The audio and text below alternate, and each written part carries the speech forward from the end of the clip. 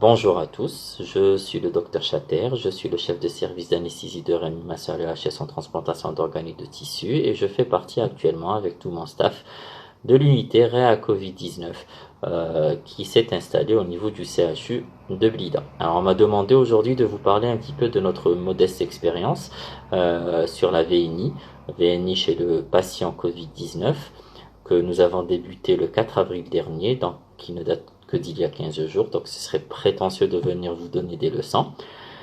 En réalité, c'est pas ce que je vais faire. D'autant plus qu'il n'y a pas de protocole, il n'y a pas de consensus international sur l'utilisation de cette VNI, sauf que de plus en plus d'équipes l'utilisent et l'adoptent.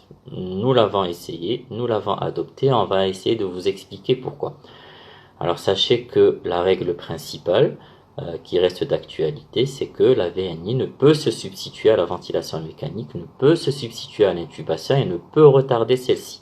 Donc c'est la première règle à garder en tête, c'est peut-être la plus importante, c'est qu'à chaque fois qu'il faut intuber un malade, vous l'intubez.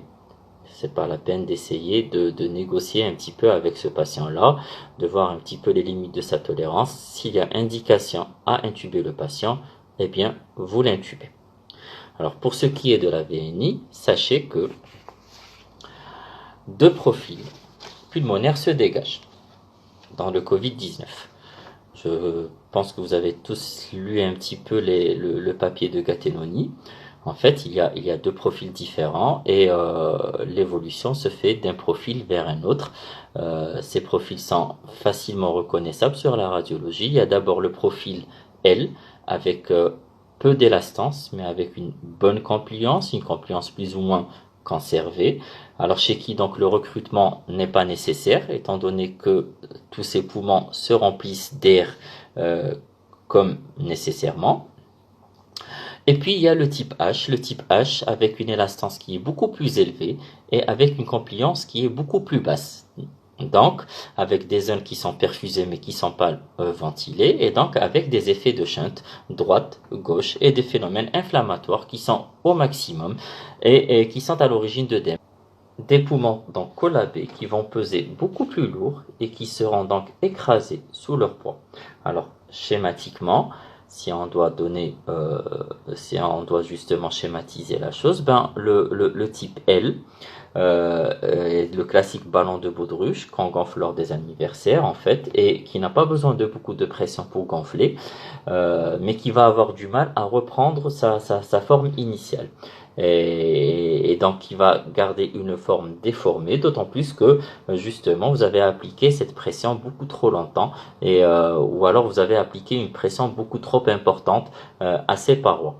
À côté de ça, il y a le type H. Le type H, c'est le fameux ballon qu'on connaît tous, le ballon long qu'utilisent les sculpteurs sur ballon justement, et qui va nécessiter une pression énorme pour gonfler et qui va se collaber rapidement sur lui-même si cette pression n'est pas maintenue. Ceci veut dire qu'il va y avoir des patients chez qui la simple amélioration de la fraction inspiratoire en oxygène ou du débit des gaz va améliorer un petit peu leur saturation.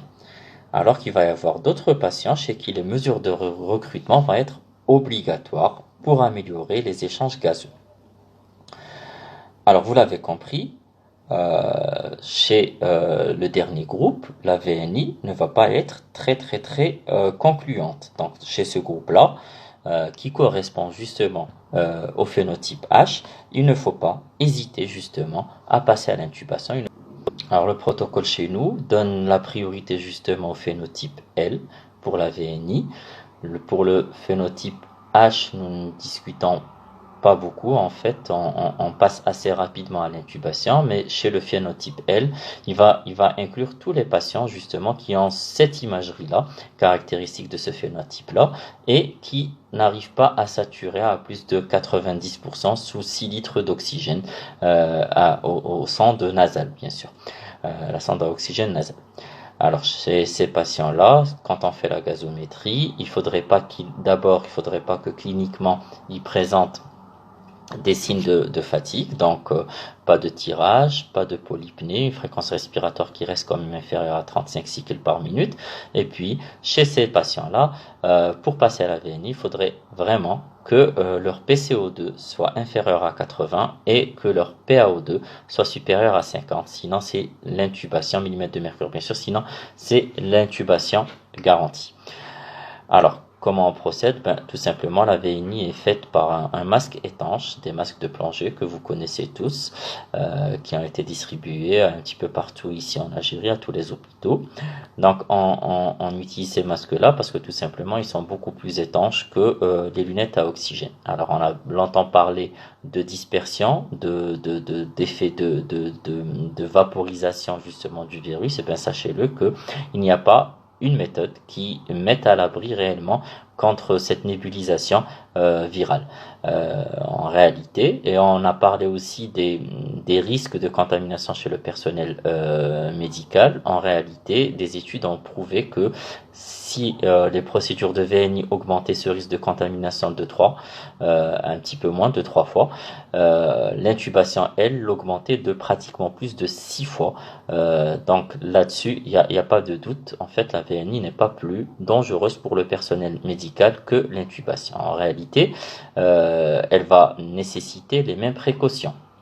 C'est-à-dire que pour faire la VNI, il faut d'abord éteindre le respirateur avant tout. Il ne faudrait pas qu'il soit allumé, placer le masque, s'assurer de son étanchéité. Cette manipulation doit être faite par un manipulateur qui est entraîné et qui est bien protégé. Masque FFP2, lunettes, visière si nécessaire, une combinaison intégrale, une surblouse, des lunettes et des surchaussures, des surbottes.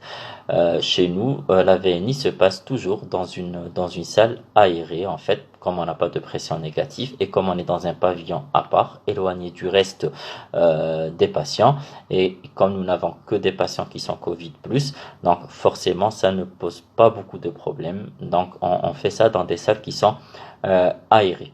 Nous commençons toujours par des niveaux de PEP et d'aide inspiratoire les plus bas possibles, une aide à 5, une PEP à 5, avec une FiO2 la plus haute possible à 100%. Et puis, nous réglons en fonction des fuites sur le masque et en fonction de la tolérance du patient.